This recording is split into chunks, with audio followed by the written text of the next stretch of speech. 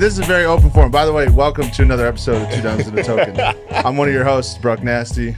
You already know what time, you know what time it is, man. Yes, and we have a very special guest with us, B-Hump's Bryan Humphrey. Yep. He is Accountability B on socials and on YouTube. Yep. Very good friend of the podcast, very good friend of ours, and he is actually starting a new channel that we were excited to talk about. And it's called Up to Me. Up to Me. Right? Yep. It's called Up to Me. And it is basically a podcast and social influencing show that you're putting on as far as financial accountability, but also leading into the idea of accountability in yourself. Yes. Taking responsibility and moving forward in progression in life. Is that right? Absolutely. So yeah, it talks about accountability, financial literacy, mindset, and life skills. I'm going to give people the tools that they need, but it's up to them to actually put that into practical. I'm not going to lie. That's a boss way to go about it. So before we dive into this, because I already have like 10 million questions now, because that's a great topic. It is. And it's a hard topic in today's society, I think. Drink of the pod. I'm not sure if you've seen the episodes, but our guest chooses the drink of the pod. What are we drinking today? We are drinking whiskey. We are drinking whiskey. Hey, this wasn't his original drink. This was Whistle Pig. I'm gonna still go with it. But he wanted mimosas. I'm just going to throw it. Yeah, mimosas were on the table, but my friend.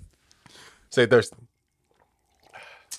Awesome. So, all right. So let's kick this thing off, man. Tell everybody where you started your journey. Where'd you grow up? Grew up in Hillsborough, New Jersey. Yeah? Yeah. Jersey. Yeah, right. Somerset County. It's right next to Princeton. Was there till I graduated high school and just knew I always wanted to be in Florida.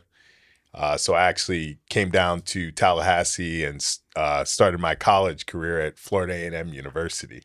Yeah. So, Okay. Yeah. Watch out now. Watch out now. Yeah, a little HBCU action. Yeah. Okay. Right. That's fantastic. We love that. Nah, man, I grew up in a predominantly white area, and I knew I wanted to go to an HBCU, but I knew I wanted to still be somewhere that was diverse. So Tallahassee just hit it on all facets.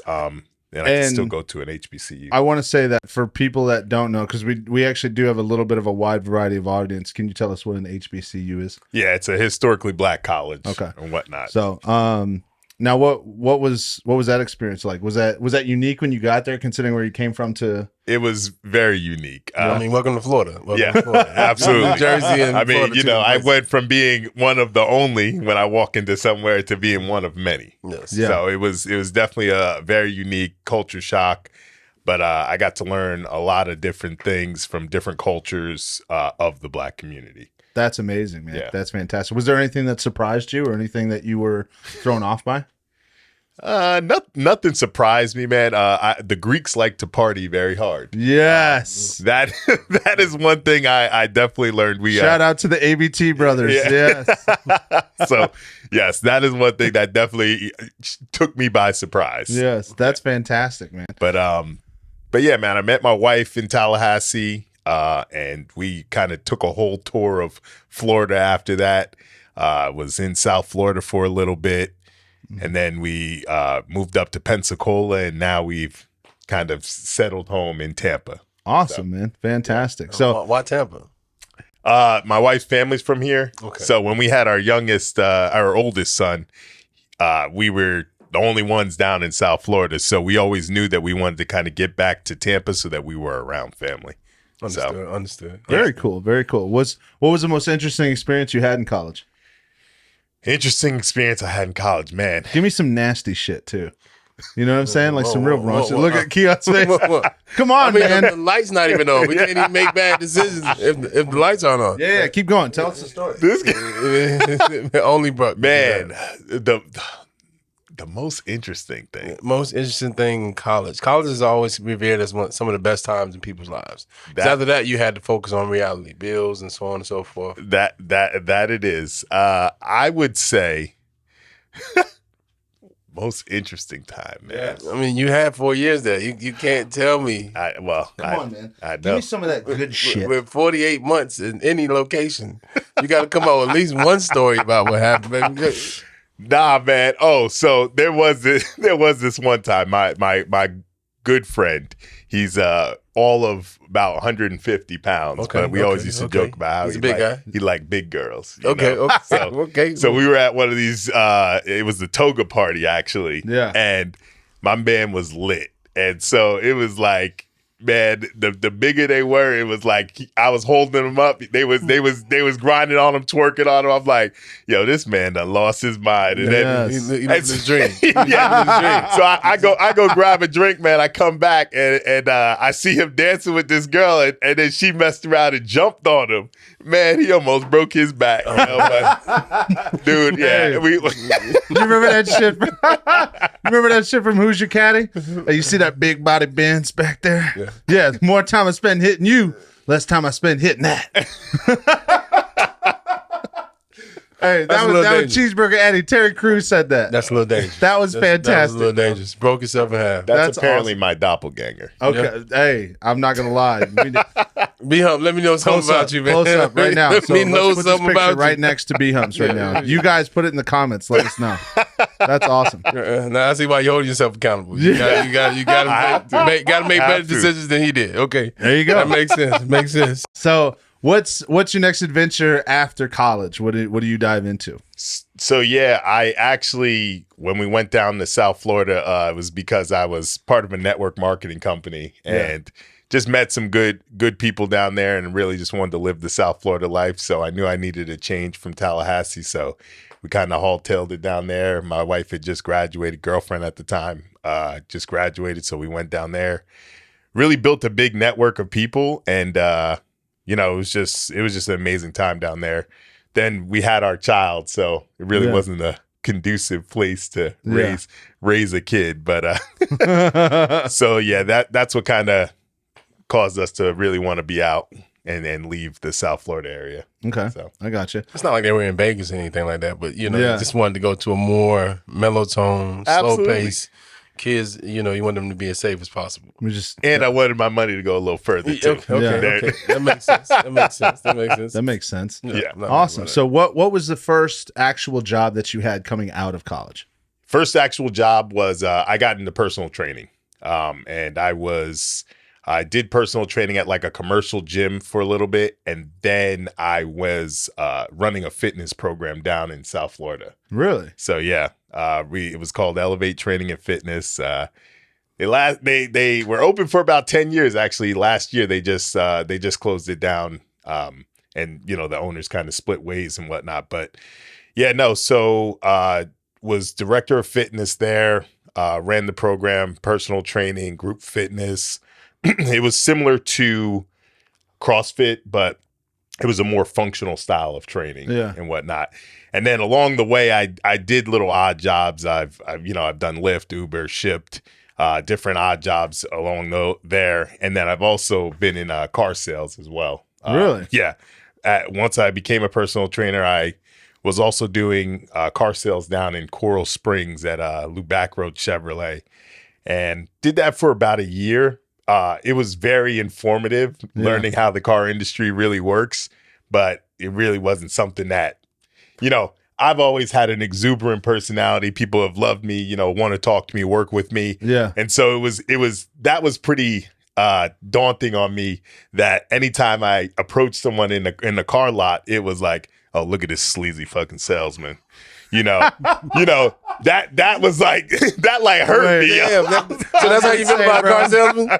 I was in that industry for a while, Yeah. dude. So I get you, bro. Yeah. They come on and they automatically have that nasty ass stink out. They be like, "What the fuck do you want?" I mean, don't get it twisted. I'm about to make money off of talking to you. Yeah. I should have that That's true. persona I about can it. see Like, that. That's rough. That's rough. So you embrace the new generation ideal of side hustles already. In that, what year is this? Like, Yeah, so that was 2013, 2014. okay. So you're literally just kind of side hustling a little bit. You got a couple main things that you're doing at the same time, but also you're expanding your thought process and adding more onto the plate. Yep. But I always worked to be more efficient than, the average person, right? So for example, with Lyft, they used to have a mentor program. And the mentor program was you had to meet with a mentor before you wanted to drive for Lyft. Yeah. And all I would do is take a picture of their driver's license, insurance, and then answer any questions for them that they might have if they wanted to start driving. So what I would do is there was a portal where people could go in and say, all right, you can pull these people. They're trying to drive for Lyft. Yeah. So eventually what I did, I would just pull like 10 people from Miami. Yeah. And then I would say, hey, let's all meet at this Burger King. I'd have Susie at 10 a.m., Joe at 10:30, Mark at 11 o'clock, right? And I'd get $35 per mentor session. But I instead of driving to these people, I had them all meet me at a central location, and I would bang out anywhere from 5 to 10 back to back. It would take me 2-3 hours. Yeah. And I would just, so I always wanted to be efficient in any side hustle I did, and I wanted to work smarter, not harder. See, I think that's a hard concept. Everybody embraces the idea of having side hustles and trying to add on more to their plate. Yep. But I'll be the first to tell you, like right now, if you asked me all the things that I did right now, like there's a lot. I do a lot of fucking jobs, but at the same time, the first 6 months of that, I embraced the idea, just fucking dive into it. I almost had a meltdown because I was so overly stressed from not being able to handle the things I need to do on this job. And I find myself being up till 1 a.m. trying to tackle all the tasks I need to accomplish in order to be successful in those areas. Yep. So it was great. The effort was great, right? But let's organize that shit a little bit. Yeah. Right? So you don't fucking freak out. The difference between anybody that's unorganized and organization is time management. Is if you spent a lot less time wasting, doing on your phone or whatever the case may be, and just put more effort towards every moment in your life, it will go a whole lot further. But people like distractions because reality sometimes suck. So you want to have a distraction that pulls you away from your normal way of thinking. So I understand like the difference that we go about in life. It's all about time management. So the difference was you knew in those 2 hours that I'm going to manage my time properly to maximize my profit, but at the same time, not dwindle away when time is money. No matter where you go, some people are clocking in order to get money. Yeah. So time is money. Why would I not treat it that way? And I treat it that way when it comes to a lot of different walks in life. It could be exercise. You started out, as soon as he got out of college, he immediately dedicated himself to working out and helping people improve themselves. That was the first thing that you wanted to do, was help others. So at that particular juncture, you already knew that was your passion. Yeah. Now, how can I get back to that and maximize profit by doing that at the same time? So that leads me into my next question. With your podcast, with your show, you're going back to what you did in the beginning, but instead of improving them physically, improving them mentally. When you're talking about accountability, that's a part of it. But to go into that, what are you holding people accountable to? Gotcha. Okay. So I'm holding people accountable to the standards and the goals that they set for themselves. So the biggest thing that I want people to take from my channel is that you're in control of your life, right? You're not responsible for the trauma that's happened to you, but you're responsible for how you deal with that.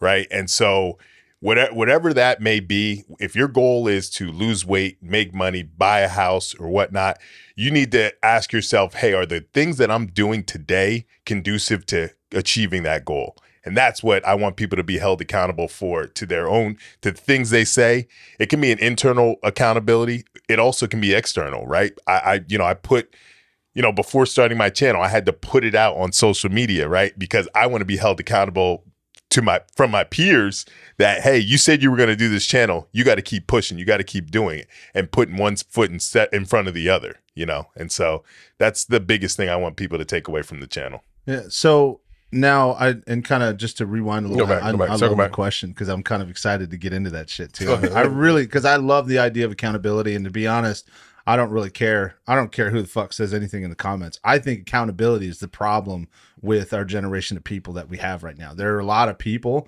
that, and I'm not going to point the finger at all of you. just some of you. But I like but at the same time, like, and I'll point the finger at myself too, because I think the biggest problem that we have is accountability, but accepting responsibility for our fuck ups. There are so many people that jump to the defense whenever they're being constructively criticized over a task or something that they were required to do. Right? When you're being, when you're given like constructive feedback, right? Which means it's negative. I'm going to improve what you did. Yeah. Right? There's no reason to get defensive in that area. There's a reason of shut up, listen, because that person's done it 10 times longer than you. Right?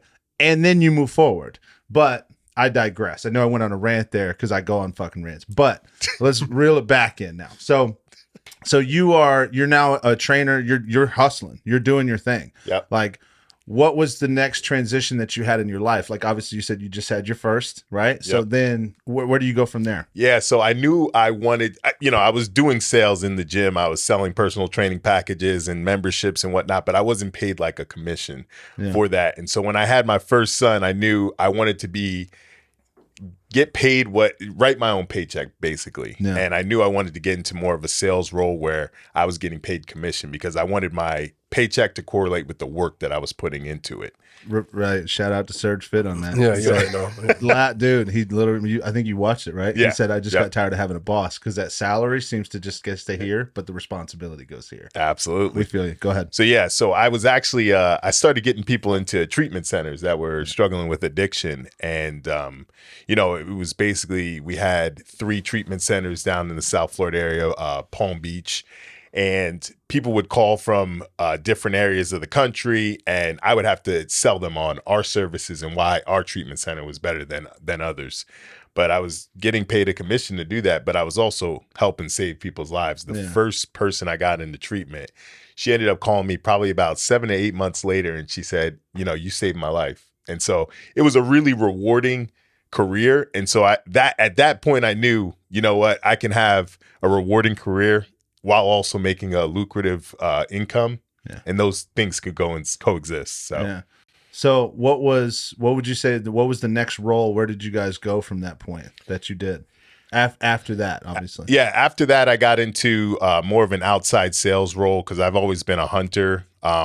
We had to move around a little bit down in South Florida, so we moved from Palm Beach to Fort Lauderdale. The call center that I was working in ended up closing down. So I got an outside sales job. I worked for a uniform company in Fort Lauderdale, was really, hunting, going into different businesses, gaining business. And then we moved from Fort Lauderdale to Pensacola. My wife had a very decent job opportunity. And then she got transferred from Pensacola to Tampa from that current employer. And then that's when I got into the staffing industry. Okay. Yeah. I got you. So, I do want to rear back since we got a little bit more of a timeline, but you said obviously you had the ability to help somebody and they called you back and saved your life. Yeah. In that moment, right after that person said, "Hey, you saved my life," what's the first thing? What's your thought process right there? Because honestly, I think that's got to be a magical feeling. It's hard to put into words. Yeah, it was. And, at first I'm telling her like, hey, like, it's my pleasure. Like, I'm just doing my job. Right. But like really when I got off of that phone call, it was like, man, I just made an impact. I just made an impact on the world. And I think a lot of people in the world bitch and moan about, oh, someone's not doing this or Bezos needs to pay more towards this or anything along those lines. But like, what are you doing individually to make an impact on the world? And so that was one of the biggest things for me. It's like, hey, I'm making an impact on the world, whether it be small and not on a larger scale. But someone giving me that validation that I actually made an impact on their life was truly impactful. Damn, that's fantastic. I feel like that's so important. I always tell people everyone needs help. Yep. It's just what kind of help do you need? No, not a lot of people are. I'm not pulling this. Not get a little intimate with it. I got you. There you go. But nevertheless, I feel like everyone needs help. But what help do you need? Some people just need redirection, repurpose. Rebranding, rather. Whatever help you need, go get that. I always tell people, you have football players. I know how to play football, but there's still a coach because everybody needs a form of help that we don't just raise our hand and ask for it. Yeah. Sometimes you just want somebody to help you and not have to say anything. So I think what you're doing is so pivotal because everyone needs help, whether it be holding yourself accountable to financial literacy. I told you this before we got on air that school was a waste of time because we weren't talking about the things that we needed to be talking about. Yes. Budgeting and money management. Time management and money management are the two biggest courses that you need to take in life. Did you say that for like high school? And once you become high school, you're generally 13 years old. So you're almost an adult. For me, I was already washing cars, trying to figure out any side hustle I can do to maximize my time and profit. Yeah. So at that particular age, I needed to be taught time management and money management. Sometimes you're going to get paid more for the time that you work. Yeah. And sometimes the money isn't going to matter for what the effort that you're putting in. I got to tell you, dude, so you kind of hit the nail on the head on one thing that's a different topic, but I think that we should touch that at some point throughout this podcast is the fact that high schools, they don't teach you shit. When it comes to the basics of starting your life. Yeah. You want to know what I wish that I learned in high school? I wish I learned how to start an LLC. I wish I learned how, even though it's mundane and some people don't need it anymore, balancing a checkbook, same thing as balancing your online bank statement, right? I wish I learned the basics of how to function on a day-to-day basis, right?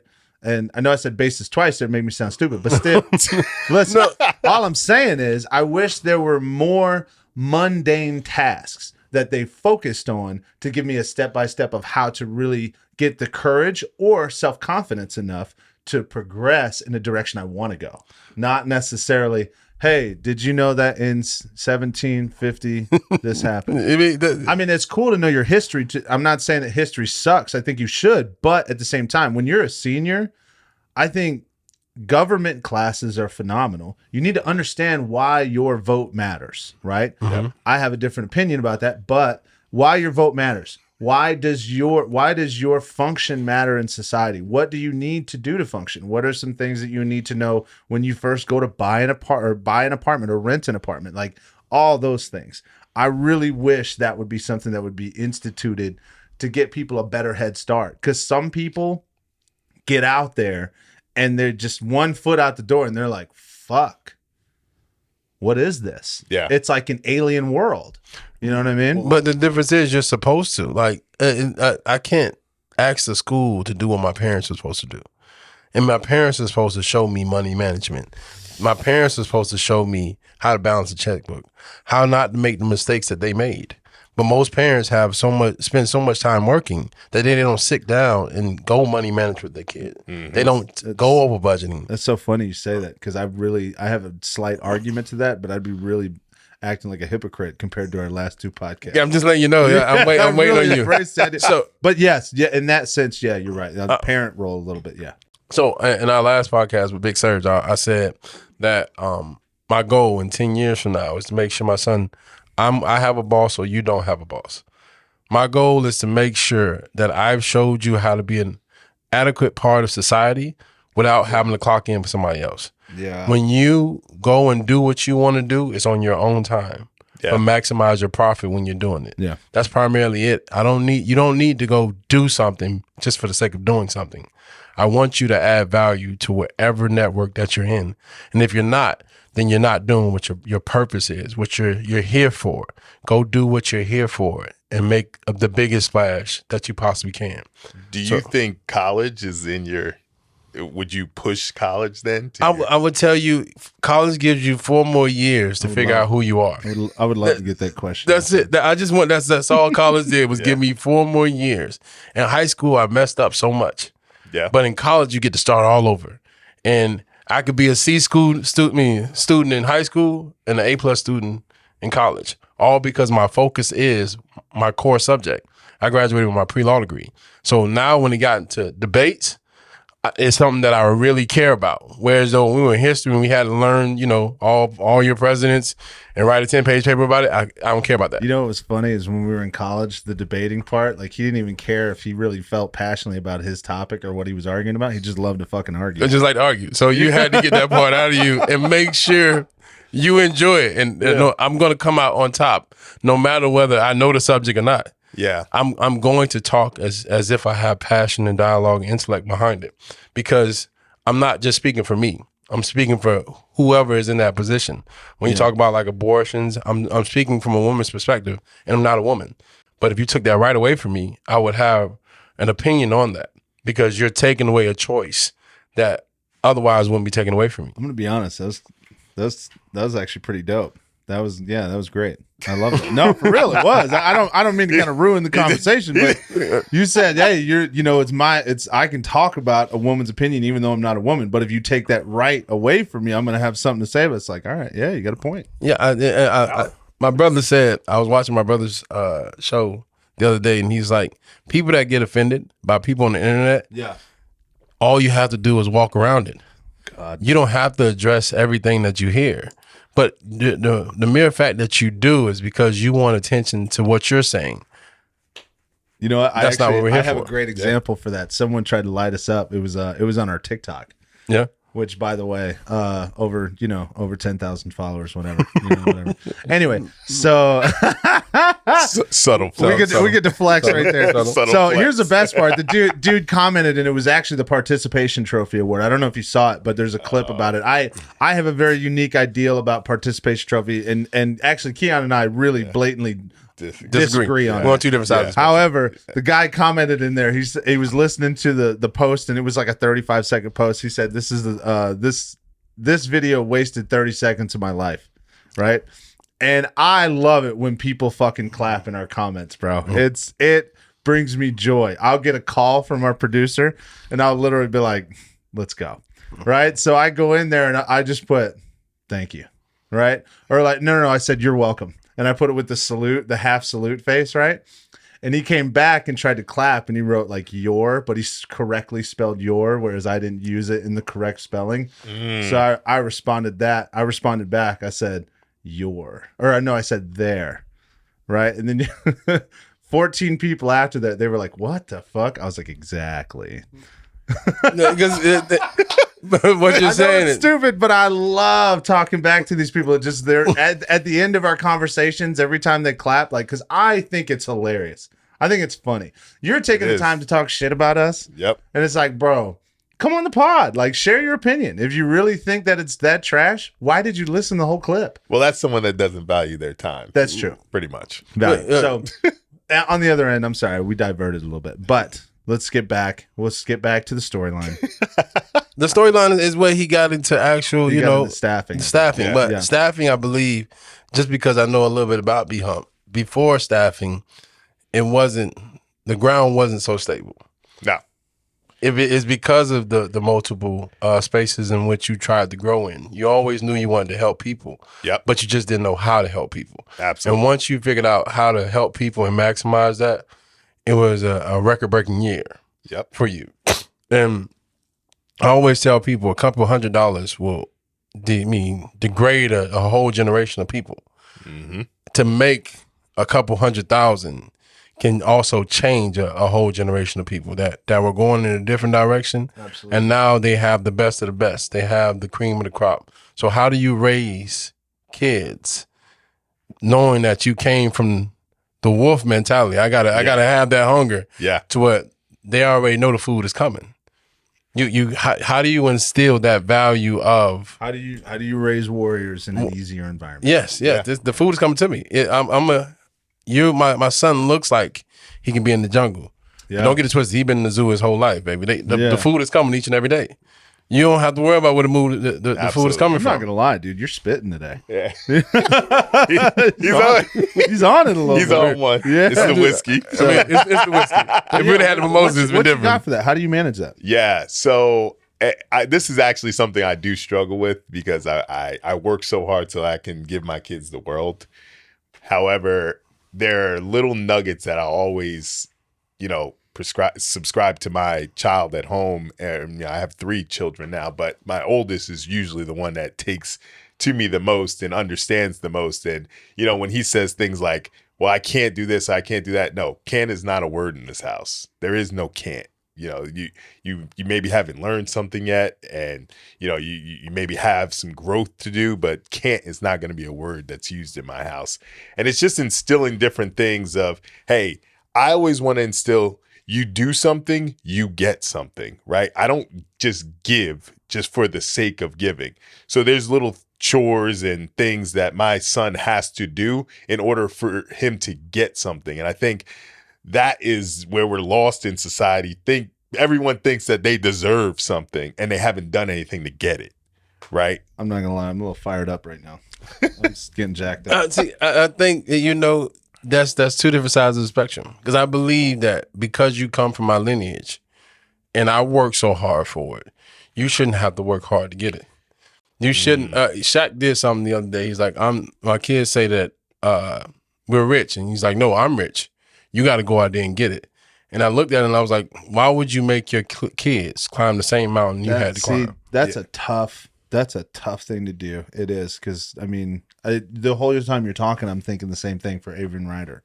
Because I think everybody kind of knows, like, dude, I grew up poor as fuck, and there was a lot of shit there, but like, I give them a lot of things, but I hold them accountable as well. And it's a hard, and sometimes I feel like I fail there. No, so it's not. I think you are too hard. There is no book on parenting. I can tell you, my dad didn't buy me a single freaking toy. Not one. Once I got to the age of 10, he was like, hey, you can go work and get that. You can go a lemonade stand or have you buy that toy. Yeah. But you got to work, not what I give you from doing things that are already you're supposed to do in this house. No, you should be adding value to where you're staying at. So you're going to clean these bathrooms and clean these rooms regardless. Absolutely. What do you do for you? What are you going to do to add? I don't care if it's passing out flyers to your video game, game zone. He would set up little tournaments where we're playing video games. Oh, you're good at video games, right? Cool. Yeah. So this weekend, we're going to have a tournament at a coffee shop. I'll fund it. I'll buy the area, but you got to win. And if you're not winning, then you're not wasting my time. That's a bad investment. So I'm going to tell you what's good investments and what's bad investments. He would always let me do whatever I wanted to do. I'm not buying you anything, but you can do whatever you want to do.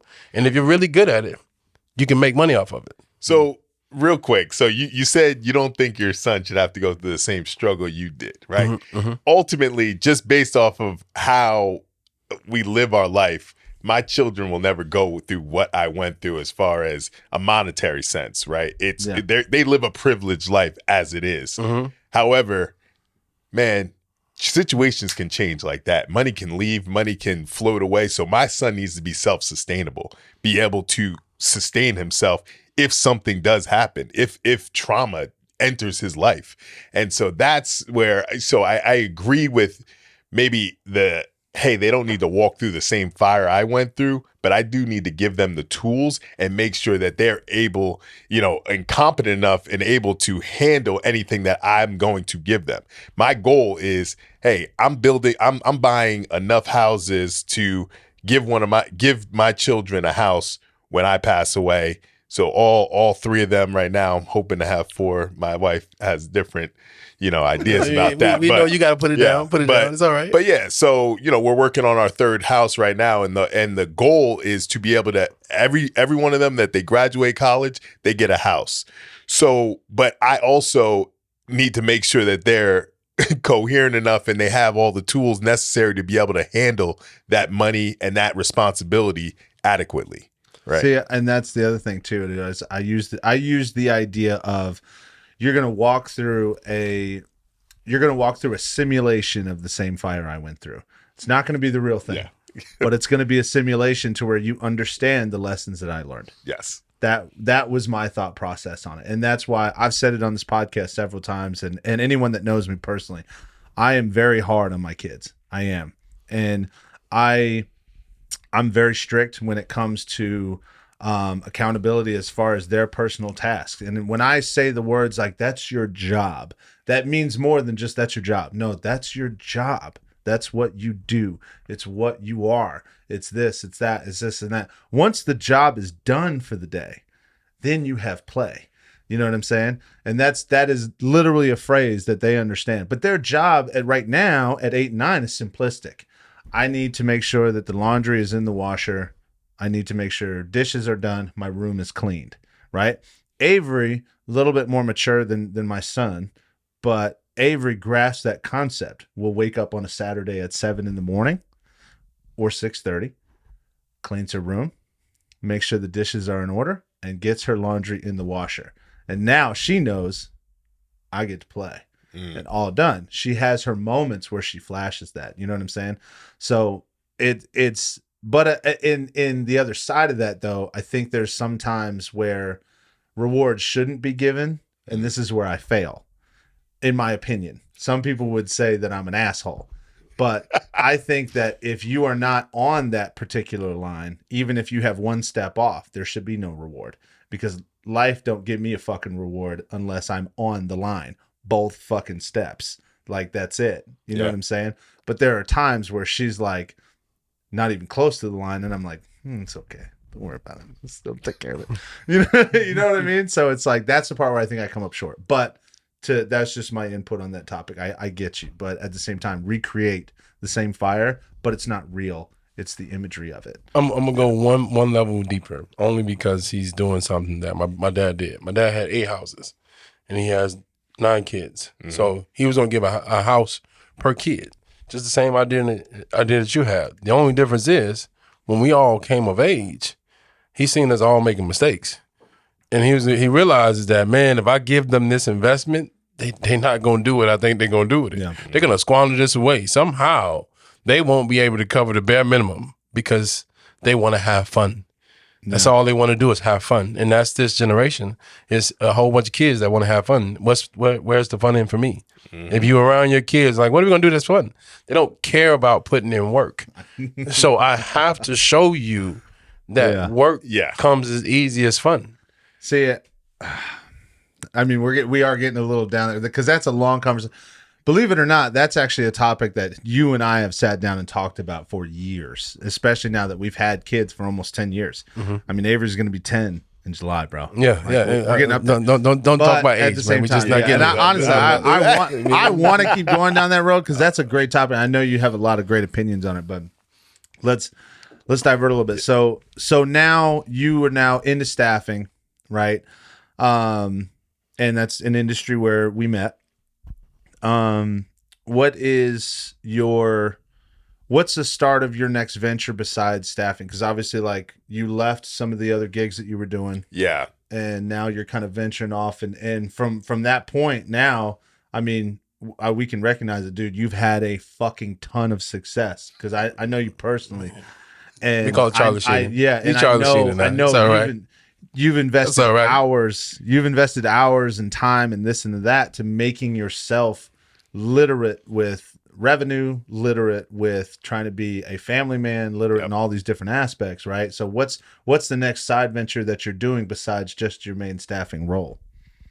Well, on top of YouTube or on top of YouTube or is YouTube, was that the next side venture that you did and you kind of put 100% of your effort into staffing for a while?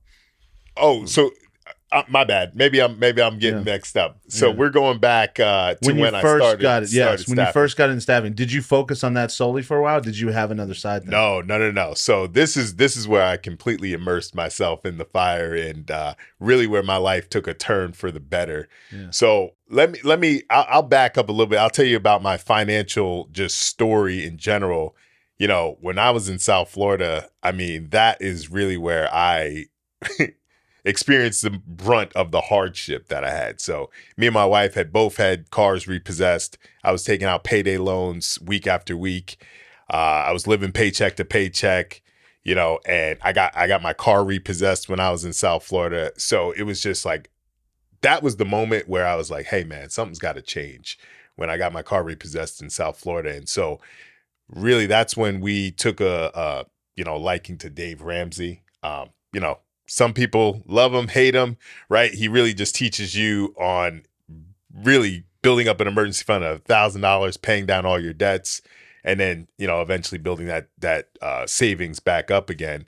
But really, during that time before I got into staffing, I was working 3 jobs. So I would go to my staffing job, I would go to the airport after that and work at Hertz rental car and sell rental cars, and then at nighttime, 3 out of the 7 nights, I would go to Amazon and work about 4 to 5 hours in the warehouse. So I missed a lot of time with my wife, my son, but I knew that I had to sacrifice that time to really change my life completely and get to what I wanted to get to. Fuck, dude. Holy shit. So that's what you call it. You say he was a wolf. How long did you do no sheep around him. That was probably a duration of about 2.5, 3 years. Fuck. So on a serious note, and I know this is going to sound like a funny question, how did you function? And yeah, like I mean, that's a real question. Twisted, like, there's a lot of people that do some of those things, and I think that's a legitimate question. Like, how do you function, especially if you're going to the warehouse a second day in a row? We're talking 2 days in a row. Yeah, you're now functioning off of 1 to 3 hours of sleep, and how old are you at that time? Let's see, I was 28, 29. 28, 29. Yeah. And I know a lot of people keep talking bullshit about 20s, but honestly, like, dude, you start tacking on the mileage. Like, that odometer's going up even in the late 20s if you're hustling as hard as you are. So how do you function in that environment? Like, a lot of coffee. No, man, I always, anytime I start any venture, it's beginning with the end in mind. So we had a vision board in our room, and it just had the cars that we wanted to drive. It had a house that we had a picture of my son, and had quotes: adults devise a plan and conquer it. Children do what feels good. So every time I was leaving my room, I'm looking at that dream board. So I'm envisioning that. And so, like, the sleep doesn't affect me because I'm focused on the end, that I need to continue to just be focused on what I need to do to get to this end result. And so, I mean, just, trying to get as much sleep as I could. Areas of my life maybe lacked, as far as my relationship maybe, but my wife and me were on the same page that we are going to sacrifice this time to get to the end goal. And that was really how I kind of just pulled myself through that. But it was tough times, man. There was times where my son cried and said, "Hey, I don't want you to go to work," and I had to work through that. You got to go through it. So, I'm gonna do this thing. I got you after. But what's your thought process? You said you had 2 or 3 cars repossessed. 2. What's your thought process when the second car is getting hauled away and there's nothing you can do about it? Like, what are you thinking in that moment? Well, so the first one was, it's funny. So the first one was my wife's car. She got it repossessed. And then I came out one day for work. It's 5 a.m. in the morning. I'm supposed to be at the gym at 6 a.m. to open the gym. My car is not there. I'm just like, what the fuck is going on? And I'm like, oh my God. I was like, they came and repossessed my car. And man, I just felt so low, and I had to, like, swallow my pride. I asked 3 or 4 friends for money, eventually, got enough money to get my car back, man. But dude, it was a low place in my life, man. I'm so sorry. I got rapid fire right now. Oh no, I'm excited because to me, I feel like it's life. You got to have highs and lows. Yeah. But for me, I get so excited about the lows. Because I know if you got the immense lows, the highs are getting ready to come. Yeah. But how do you? That's the thing, though. What do you mean, dude? There's hard lows out there, and let's be real. Like, I'm not. I think every single human being is built with the ability to overcome. Right. I think sometimes the shit that happens in our lives just beats us into the ground to a point where you're like, dude, fuck it. Like, I'm done. And I think, in that moment, I think that's a moment where, like, dude, you're beaten to the ground. Like, what in your thought process over the next 48 hours after that? Like, how are you embracing this to be able to move forward? Like, what are you thinking? Yeah. I mean, I was just disappointed in myself because I knew I was in over my head.